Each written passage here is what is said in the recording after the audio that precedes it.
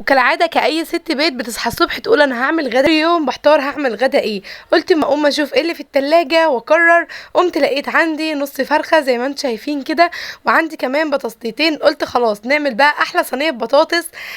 انا بعملها بجد والطريقه دي تحفه قوي. قطعت البطاطس شرايح زي ما انتم شايفين وحطيتها في الارضيه، وغسلت الفراخ كويس قوي ونقعتها في ملح وليمون، وبعد كده رصيتها زي ما انتم شايفين.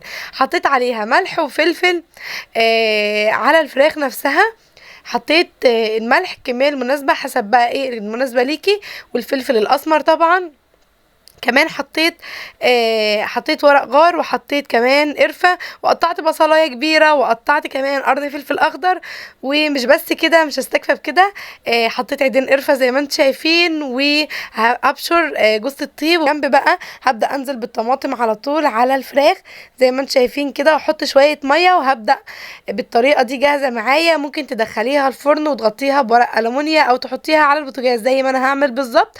هحطها على البوتاجاز تاخد الغلوة، وهدي عليها واخليها تستوي براحتها، واهم حاجة يكون متغطى عليها زي ما انتم شايفين كده بالظبط. وهسيبها تغلي وتبقبق مع نفسها. بعد كده هدي عليها تستوي براحتها.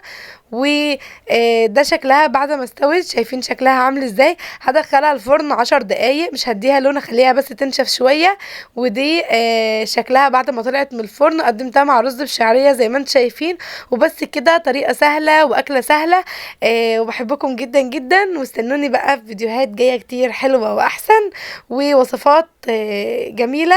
بحبكم جدا جدا، مع السلامة.